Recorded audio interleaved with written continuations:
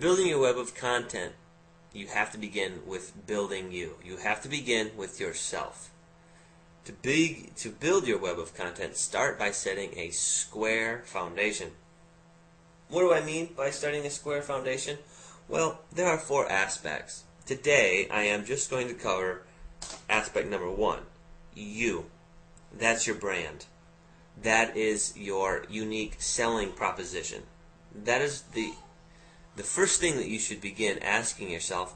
Today I'm going to take you through a short activity, and that will help you discover or flesh out your unique selling proposition. In later tutorials, I will be covering your target market, exercises on how to identify your target market. I will be covering your ideal customers and exercises that help you identify who your ideal customer is and knowing exactly what you are selling. And then I'll conclude this series by talking about and leading you through an exercise for your keywords. Alright, let's get right to it.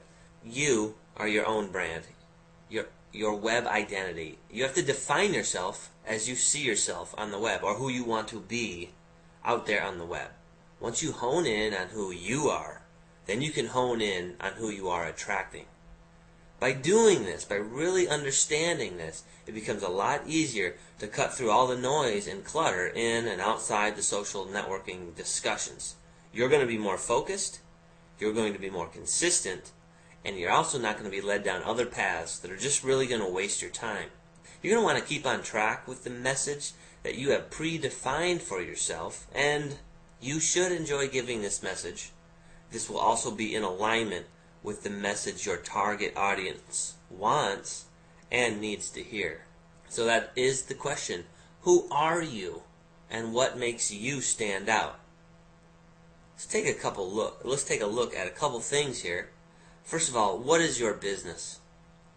I don't mean your MLM. It's not your MLM. If all you can, when you answer this question, what is your business, and all you can say is, I'm a rep for such and such network marketing company, well, that's not good enough. That doesn't create a unique selling proposition. It makes you like all the rest of the people. That's exactly what we're trying to not be. So you're going to have to go a lot further than just saying, I am with XYZ company. No, you're going to have to answer these questions. Who do you want to attract? What are they searching for?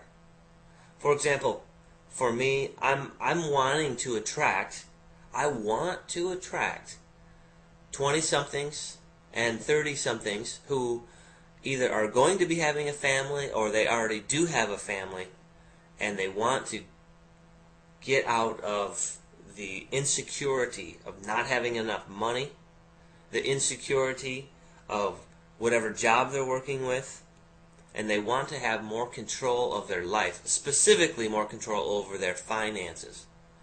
Now, there are going to be other niches that I attract, and there certainly are other niches that I work with and that I help. But that is ideally who I want to attract. That is who I want to help when they're searching for answers to their problems. What do you sell? Now you got to ask yourself, what are you selling? I mean, really, what are you selling? Who is that going to attract? What your product is, or maybe it's a service, maybe it's both, and maybe you have to create different categories. Maybe you have a network marketing company and you have these wonderful products, but maybe you also have a service that you provide. Maybe you have some training. You're an affiliate and you have some training, and you also sell that. So you really have to be very crystal clear on what you sell and who that will attract. In some cases, you're going to have different niches. You're going to have different audiences for the different things or services that you can provide. You want to ask yourself, how does it get them what they want, or how will they benefit from it? Here's the bottom line. How are you unique? And that is so important that you answer that question before you begin building your own brand or begin building you on the internet. You need to know who you are and what your identity is. How are you going to be unique? Create your own unique selling proposition. That is the goal here today, for you to walk away being able to create your own selling proposition. I want to take you through the exercise to create your own selling proposition. And here is the assignment. What you can do. If you take the time to do it, this is what you can do to create that unique selling proposition that you must have to differentiate yourself, to really drill down and begin building your own brand on the internet. Now, I don't know about you, but I like to be efficient.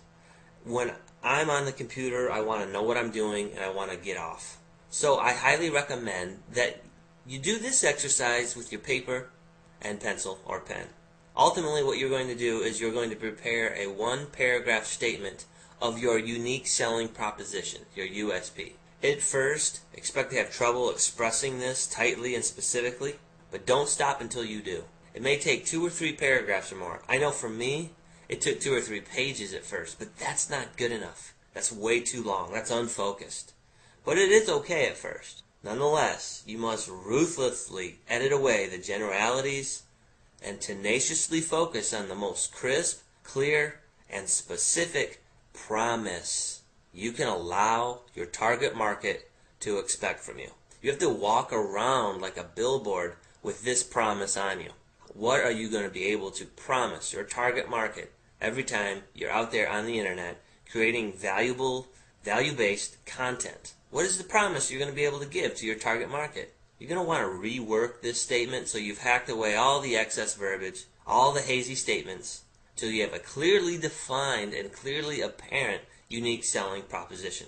Then you know you're ready to integrate your USP into every piece of your marketing, which rears itself in the form of informational content. It is stamped on every aspect of your business. You may ask, why is this important? Well, if you seek to use the attraction marketing business model, you must have a unique selling proposition. Why?